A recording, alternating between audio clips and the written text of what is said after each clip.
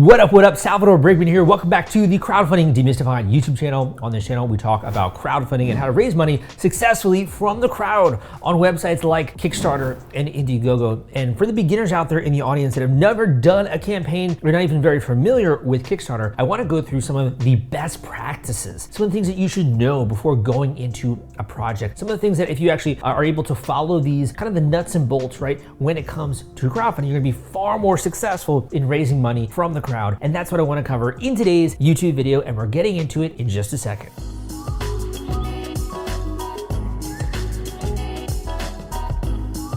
Okay, brother, again, welcome back to this channel. And if you watch any of my other videos, hopefully you've been liking them and you subscribe as well to this particular YouTube channel. If you're a newbie, I've been in this industry since 2012. And when I first got in the industry, what I realized is there's not a lot of good, very valuable or high quality education out there. And it kind of was quite frustrating, honestly, to me. So I made it my absolute mission, the way that I do, right, in my hallmark fashion, to kind of bring this to you and to bring this to the world and demystify the process. So that started obviously with my blog, crowdcrux.com. We just had millions of people check this out around the world, since 2012, as well as my podcast, Crowdfunding Demystified, which is available on Spotify and iTunes, and I publish a version of that on YouTube as well. My YouTube channel, my books, my free courses that are out there, my one-on-one coaching, all that kind of stuff is designed to help you. But I think that for a beginner out there, there's a lot of confusing and conflicting information. And also, it's difficult to understand this in kind of like a no-nonsense fashion. So let's really cut straight to it. Let's get to the crux of the matter and get into some of those best practices for you. So the first best practice is going to be having a video on your campaign page. Now, you can go out there and you can say, Sal, you know what? There's been so many successful campaigns that don't have videos, and I will agree with you. That is true. What I'm trying to teach here, though, are not kind of the strange irregularities, right? Not the oddball examples, but really what's the norm. And when it comes to Kickstarter campaigns, if you have a video, you are far more likely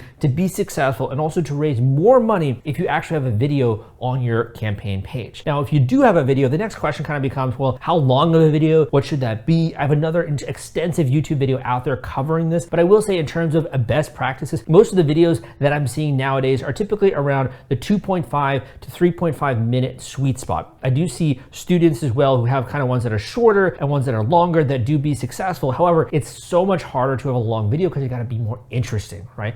So I would say 2.5 to 3.5 is really a sweet spot, and you got to have a video. And that's my first best practice for you. Numero dos is that if you're doing a crowdfunding campaign, and this is a hallmark, my friends, this is a pillar, right? When it comes to your your strategy and the nuts and bolts that go into a successful campaign, you have to make sure that you warm up and build a crowd before you go live with a crowdfunding campaign.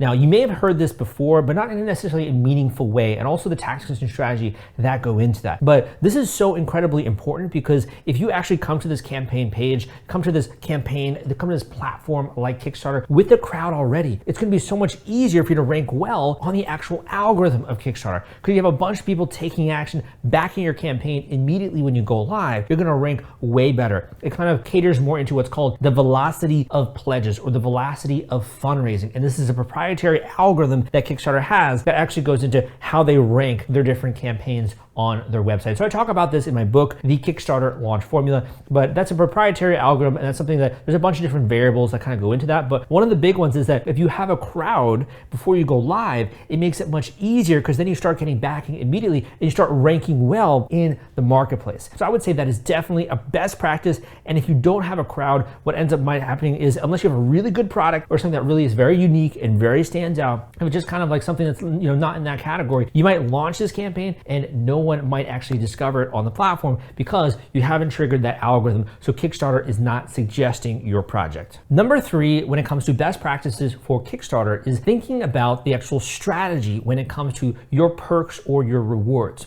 So when you're doing a Kickstarter campaign, the reason why people are backing you on this particular crowdfunding platform is that they want to get access to those perks and rewards, the things that you're offering. And that could be an individual product, for example. That could be a bundle of items. For example, you get a movie poster, you get maybe a backstage pass or to the launch party, maybe you even get to name a character or something like that in the particular screenplay, whatever it is the type of project that you have. You want to think of really interesting perks and rewards that people are going to want to get access to. In addition, having a strategy for that. So there are many many things that you can do when it comes to these rewards. For example, having add-ons, or having stretch goals, or having multiple kinds of packs and items which you kind of put together in order to increase the overall reward value, or having limited quantity, limited duration.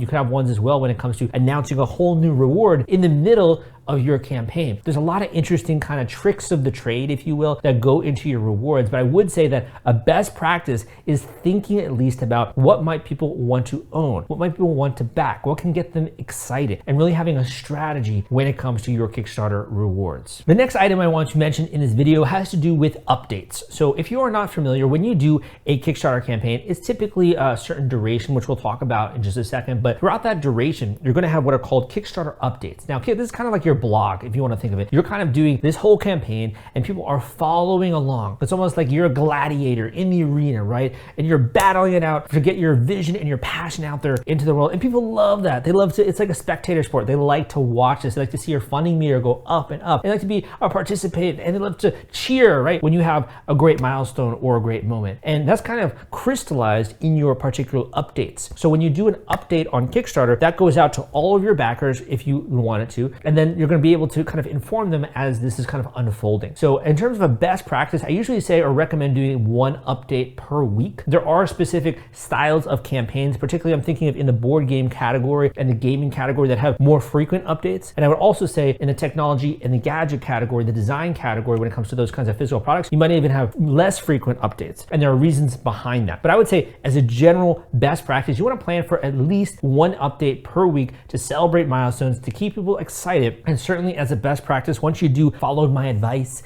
in the Kickstarter Launch Formula book, and obviously on this YouTube channel, right? Once you follow that advice and you are successful, then number one, come back on my podcast, right? Share the story. But number two, you want to continue to do updates at least once a month, I would say, when it comes to keeping backers informed about the progress of your product, the manufacturing, the fulfillment stage.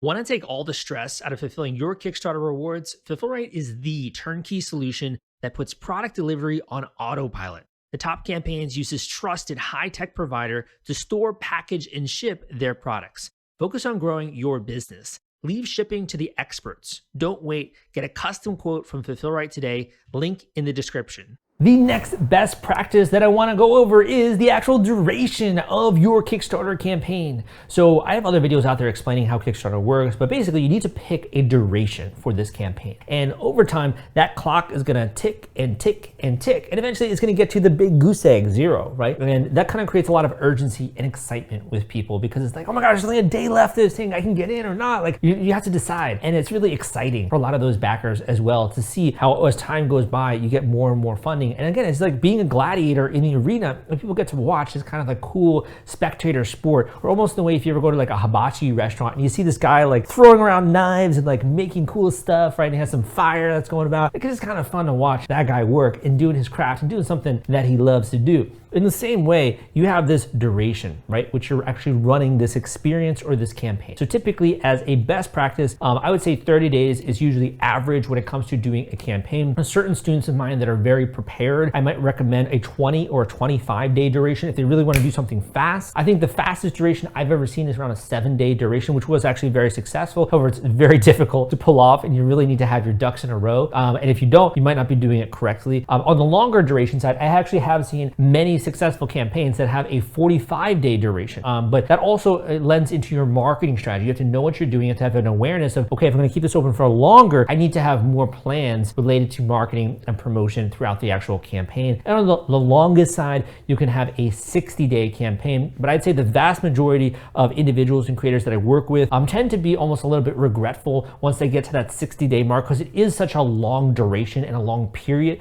to kind of keep the fire going right here. And you only have so much gas, and you only have so much kindling, right, when it comes to that, to make that a cool, exciting experience. So I would say on the upper echelon side, 45 days, usually minimum is around 30 days. On the lower side, maybe around 25 or 20 if you're really planned out. The next best practice that I want to go through actually has more to do with the preparation and sort of the stages of getting this thing together. So first of all, as best practices, the more organized and informed you can be throughout this process, the better. There's kind of that saying that you don't know what you don't know, right? And the more that you understand and know the road ahead, the less uncertainty you have, the more confidence you have going through that particular process, and you know exactly what you got to do. That's kind of what I like to talk about on this channel, is demystifying that for people, to give them them that sense of confidence, right? To give them that feeling like you can actually, understand this process while you're going through it. And it's not something that necessarily has to be so mysterious. It's also one of the reasons why I love doing my podcast, to share with you guys how other people are being successful every single week from many different types of categories. That being said, when it comes to this, I think that a best practice is really important when it comes to the timeline, okay,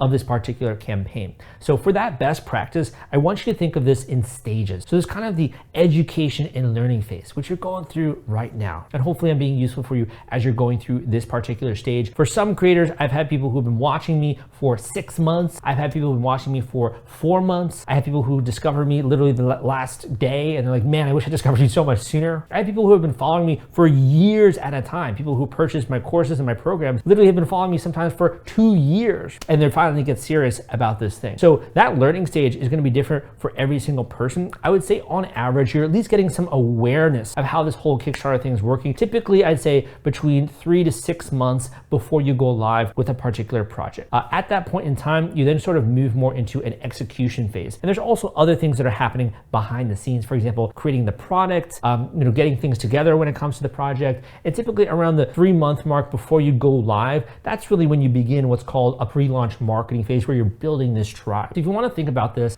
going live with a campaign, I'd say in the shortest duration can usually happen between 3 to 2 months. It could be shorter if you know what you're doing, you're a hustler, you are willing to invest in the process to move it forward and really get this thing off the ground very quickly. However, I'd say for the average individual, you're typically learning, and it could be anywhere from 3 to 6 months before this campaign gets live. And that kind of gives you an idea at least of the timeline. And I would say that's a best practice, because if you go too quickly, where you're just launching this thing in a week, you typically then regret it because you didn't follow a lot of the steps that you need to get it funded. And also you didn't maybe put together the best campaign page or the best video, right? You really rushed everything, and nothing good comes together when it's rushed. However, if you're on the other side and you've been doing this thing for like years and you've just been delaying and delaying and delaying, you also obviously regret it. So there is kind of a sweet spot there, and that's what I talked about. I want to go through 2 major other best practices, but before I do, if you are interested in launching a crowdfunding campaign on Kickstarter, Indiegogo, or another platform, and you really want to experience of having someone kind of hold your hand throughout this process, I do these individual one-on-one intensive coaching calls where we go through everything you need to when it comes to the launch, tailor this experience to you as well when it comes to your category, your resources, your budget, what you're trying to accomplish, right? The type of product stage that you have. Some people have ideas, some people have a physical product, some people almost already shipping, right? When it comes to my students, and there's also many other crowdfunding platforms as well. So if you want to learn more about this, you can go check out the link down below at crowdcrux.com/coaching, and you can book a one-on-one coaching call with yours truly. I really enjoy doing these and making myself available to the audience. And we also occasionally will help with execution in some instances if we really believe in a project. So I hope that you go and check that out down below. But let's get into the other 2 major hallmarks when it comes to this. So let's go into 2 more best practices when it comes to Kickstarter. So the first actually has to do more with you and your project, okay? And that's really about how do you convince people that you've never met before in person to back your campaign on Kickstarter, become a member of your community, to pledge money to get your vision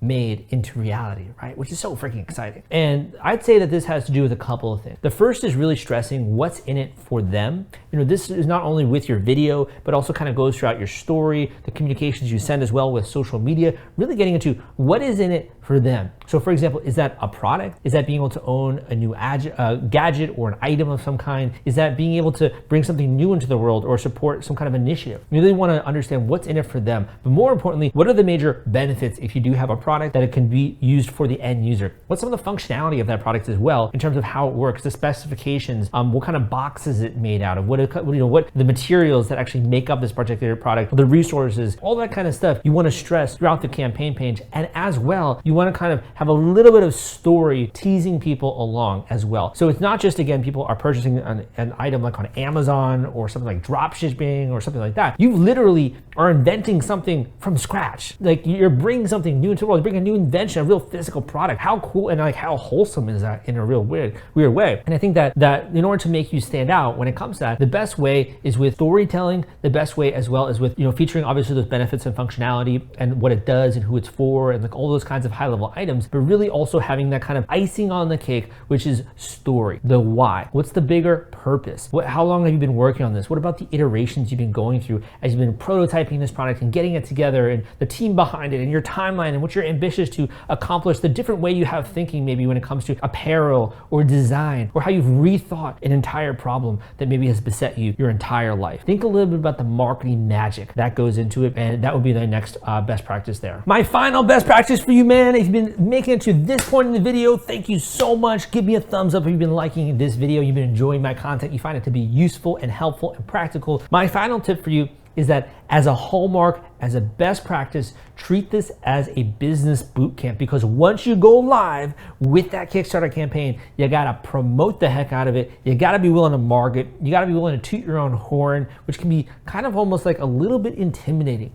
I have a lot of students actually over the years who are afraid to do that, to not only sing the praises when it comes to the product, but also put themselves out there. And it can be a very different and new thing. But I'm telling you, if you've made it to this point and you're really passionate about this problem that this product solves, or the people you're going to be helping, or in some way, you want to get something out there that's going to impact the world for the positive, this is the price of doing that. You be one of those people who really steps up, who takes responsibility, who is willing to either put your product out there or put yourself out there, and to market and promote the heck out of the thing, because you made something that helps other people, and you're competing with all those other crappy products, dude, that don't work, that don't help. They're willing to do that, right? So if you made something that you believe in, get it out there. That's my last best practice, is to really market the heck out of this when you go live, and treat it like a boot camp, because your life is going to take over a little bit of your life, I'd say, almost as a part-time job once you end up going live. So I hope you enjoyed this video. If you do want to learn more and book a one-on-one intensive coaching call with me, go and check out that link down below, or go to crowdcrux.com/coaching. I got a ton of more information as well in the description when it comes to my free course on Kickstarter, my book, The Highly Successful Kickstarter Launch Formula, which actually is a great read, dude. I've had so many people who have read that book and take away nuggets of gold. And there's also an Audible version, so you can listen whatever you're doing in your life, on your way to work, you're in the car, right? You can listen to me and download this information at the same time. And I also got some premium programs as well. But I hope that you enjoyed this particular video. And again, if you did, give me a thumbs up, let me know, leave a comment down below, showing some love, and I will see you next time.